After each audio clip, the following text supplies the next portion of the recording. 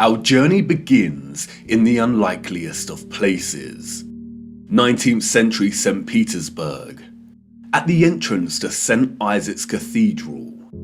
The city cold, the early morning mists dissipating with the approach of the sun, and our boots caked in mud. The year is 1860, and while St. Petersburg stands regal and proud, its inhabitants are nowhere to be found. It is quiet, too quiet.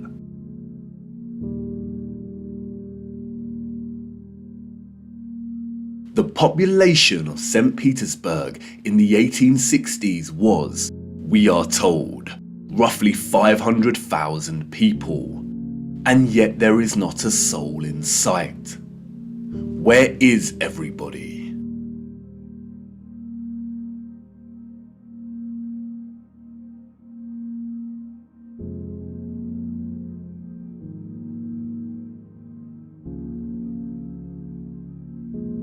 The long shadow of Alexander Column gives us a clue as to the time of the sun's journey above this region. Long shadows only occur during morning or evening. It must be morning, but it appears that no one has surfaced yet. If we travel 400 miles across to Moscow, we see the same thing. Empty, quiet streets. In 1860, Moscow shared a similar population with St. Petersburg, roughly 500,000 citizens. But again, where is everybody?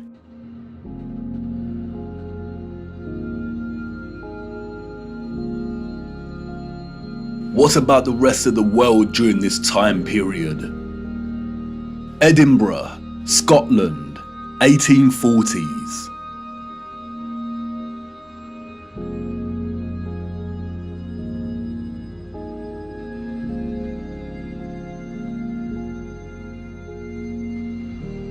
Copenhagen, Denmark, 1840s. Dresden, Germany, 1860s.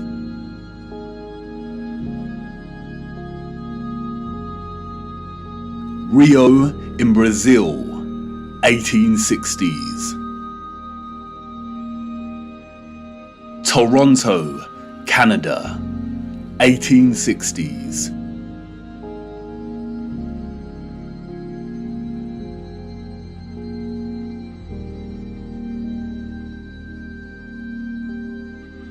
Athens in Greece, 1860s.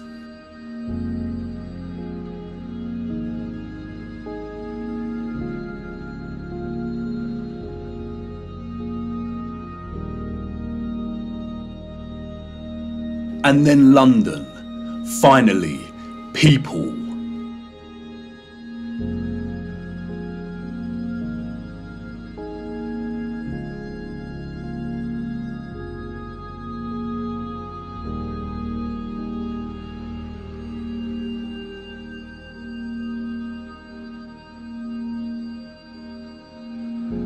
And what about Paris? People, life.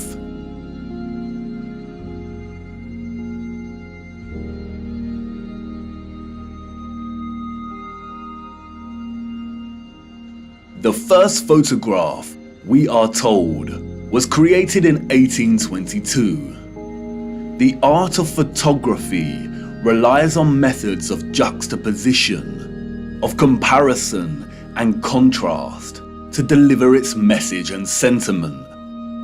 In these old photographs, we do not find the same deliberate techniques of juxtaposition that contemporary photographers craft into their art, but rather we find natural contrasts that are so important and central to navigating through our deceptive history.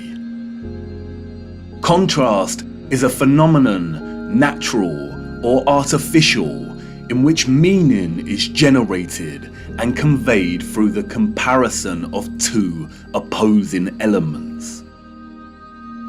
When looking at 1860s Russia, there is an immediate contrast between the lack of population and the sheer size of these cities.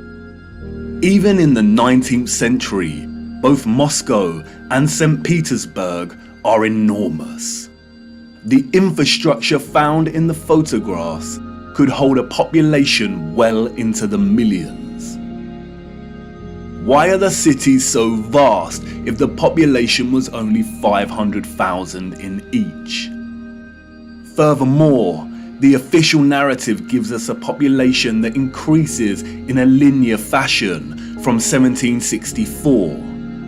Many of the buildings we see here were built years before the photograph was taken. Did the Russians just plan well in advance? But it's when the population is introduced into these photographs that a new contrast emerges that is staggering. That is, between the people and the environment itself.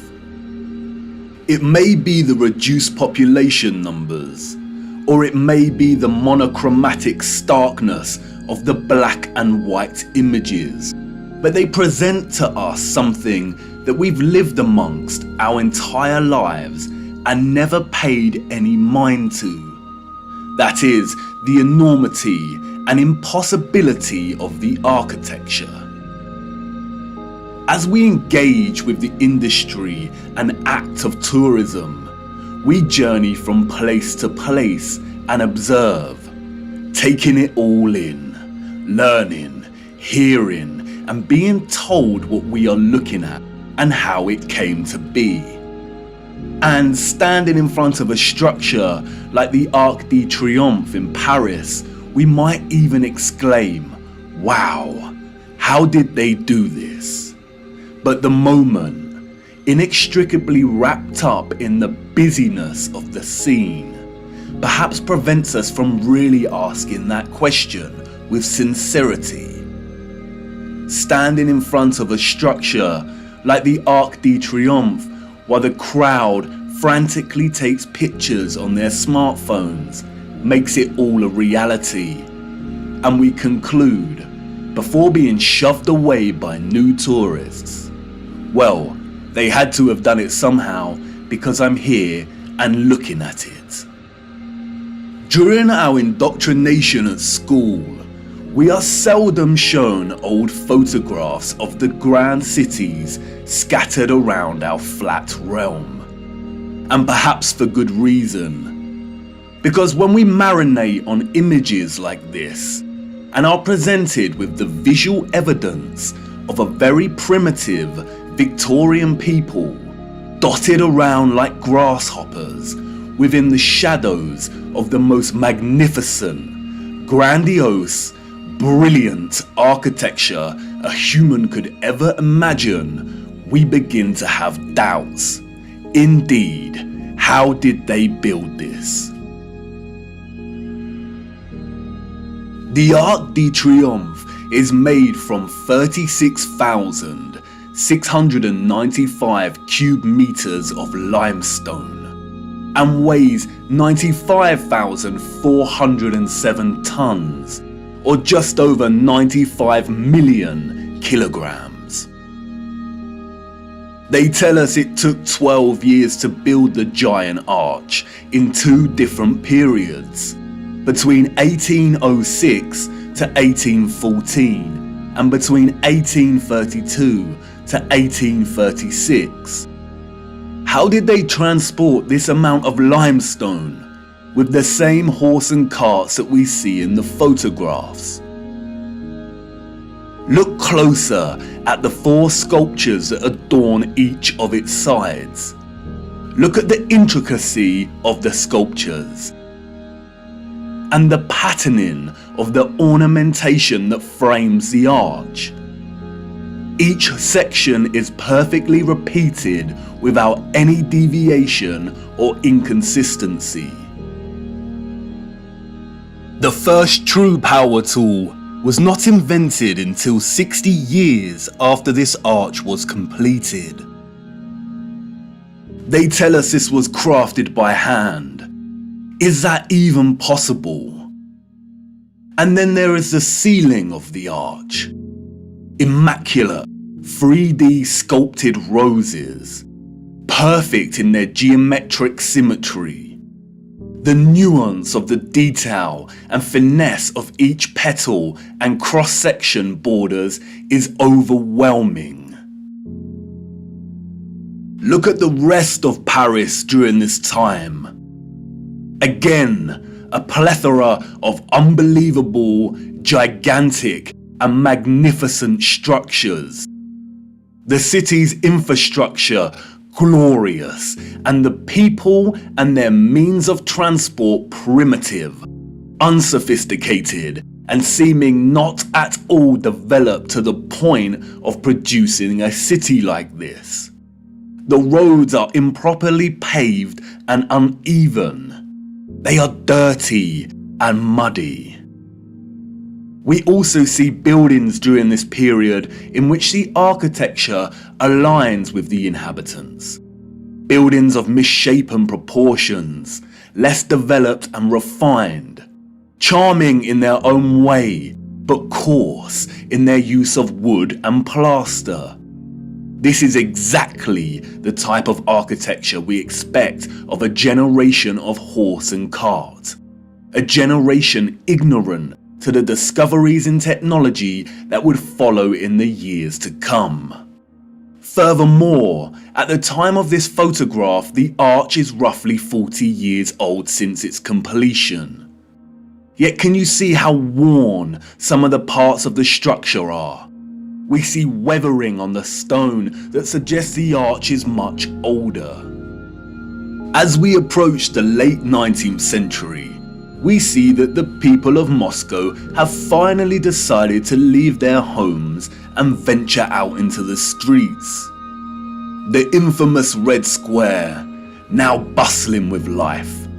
St. Basil's Cathedral and the Spasskaya Tower dominate the frame of the square.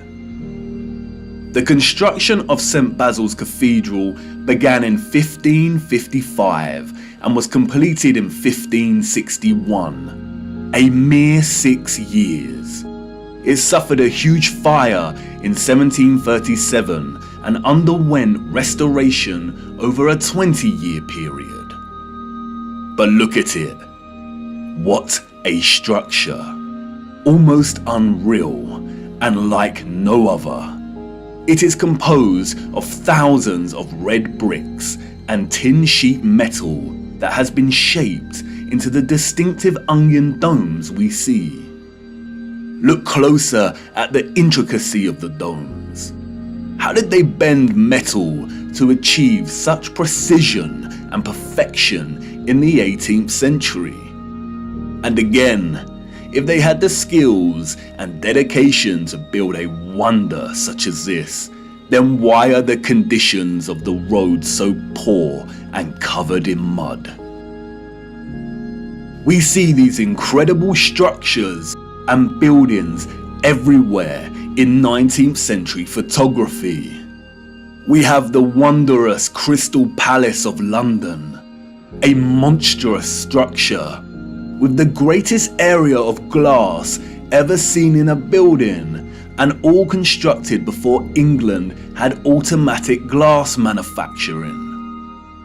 We have Westminster Abbey and Parliament. We have the old Euston Arch, constructed out of pure sandstone in 1837, and streets unpaved and full of mud. Why did these people not prioritize the streets they walked upon? The Frauenkirche, the domed masterpiece of Dresden, Germany.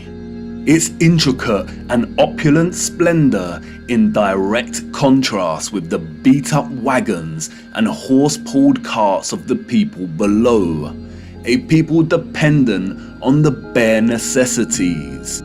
A people completely dwarfed by its size and majesty.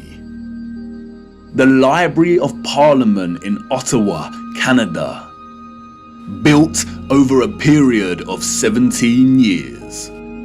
The first major settlers arrived in 1800, and at the time of construction, the city's population was under 20,000. Would a grand, glorious library really be a priority for settlers? Why does the building look like it's been cropped out of Europe and pasted into Canada? Even at the turn of the century, 40 years before Bosch economized the power tool, we have the old Penn Station in New York. Look at the size of this. Completely mind-blowing proportions. As we can see here in the photograph, each octagonal, sculpted pattern on the arched dome ceiling is larger than one individual human. Look at the gigantic columns and detailed acanthus leaves decorating the tops of each pillar. They tell us this station took 6 years to build. 6 whole years. Yeah, right. Why are we so gullible? Even without access to modern power tools, printable construction pieces, and crane technology, we could not reproduce this today. And more importantly, we don't reproduce this type of architecture today. The official liars of our world have an umbrella term for this type of architecture that we see in North America. They call it historism. Historism is a term coined to describe a style of architecture that is revival in nature, or in other words, copies the style of another period in time. The grand arches and buildings with giant columns we see are built in the classical or Greco-Roman style, and the cathedrals are built in the Renaissance and Gothic styles of medieval Europe. Components of these particular styles of architecture feature large spires, arched windows, towers, turrets, domes, arcaded arches, sculptures, enormous doors, circular geometric windows, columns, clock faces, and bell towers. Traces of this impossible architecture are literally found everywhere, in every city and across our world today.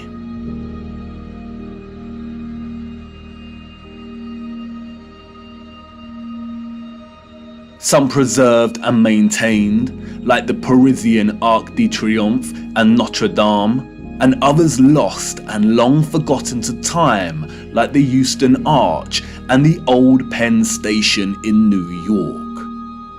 We as a people travel miles to take our own photographs of these wonders. But the photographers of the 19th century gift us with something they would never have expected to give a future generation: perspective. We see a primitive people against a backdrop of clearly advanced architectural infrastructure. The official historians of the world tell us tales of Darwinian evolution and progression between time periods. The people that came after were always more advanced in their ways, refining and redefining the methods of the generation that came before. If the height of innovation and industry during the 19th century was still the horse and cart as a means of travel, then, as these photographs tell us, this style of architecture was just as impossible for those living in the centuries before it. Anyone with a predisposition for thinking and questioning can immediately sense when looking at these photographs that something is rotten in Denmark, that something is off with the mainstream historical narrative, that something is not adding up. In a panoramic image of San Francisco in 1877, we see a collage of historicist architecture. We see columns adorning the entrances to very regal buildings that stand out like sore thumbs from some of the timber shacks surrounding it. We see Gothic spires and towers in the distance. We see domed cathedrals and buildings. We also see just how sprawling and huge the city has become. In 1846, there were under 500 Mormon settlers living on the area of land in which we now call San Francisco. It was frontier land and ready for the taking. Between 1848 and 1849, with the start of the California Gold Rush, the population increased from 1,000 people to 25,000 people. 28 years later, this panorama was taken. The population at this time, we are told, was getting close to 200,000. Who in their right mind would believe this story? Does this look like a city of 200,000 people? Without any modern technology, power tools, automatic manufacturing, electric motors. A people in a strange, unfounded land, just making their mark. Do we really believe that a burgeoning people built this entire city in just 30 years? And again, such quietness, such stillness. This is a photograph of an empty city. Where are all the people?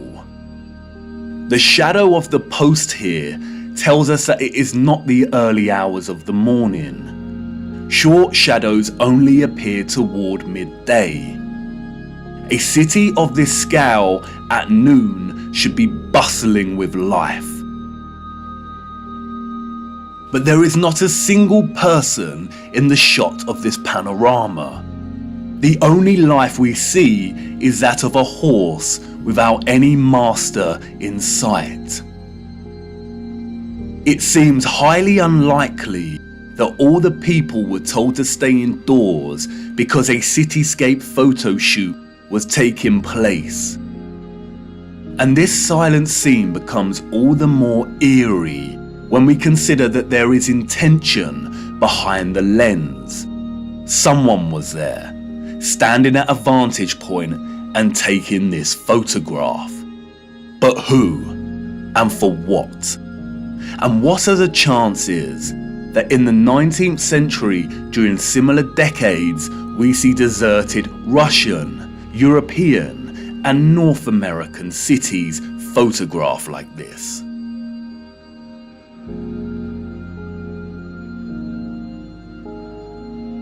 And then only a few years later, we find the same locations bustling with people. A people clearly incapable of building the architecture found in these cities. And what to do with these photographs? If we accept the narrative and these strange anomalies, then we stop here and get back to our busy lives. But the narrative we've received is not the truth. And we shouldn't accept any narrative, no matter how official and certified it is, unless it makes sense. The people we see in these photographs and their early ancestors could not have built the magnificent architecture we see. It is an impossibility. Come on, jump in. We must venture further into these cities and look a little closer. There must be some clues waiting to be uncovered that helps us understand why these cities are empty. Wait, what's that you say? You want to wipe the mud from your boots first? Do not bother, it's a waste of time. Come on, jump in and let's go. For it is the mud that offers us some small clues as to what could have occurred during this time period.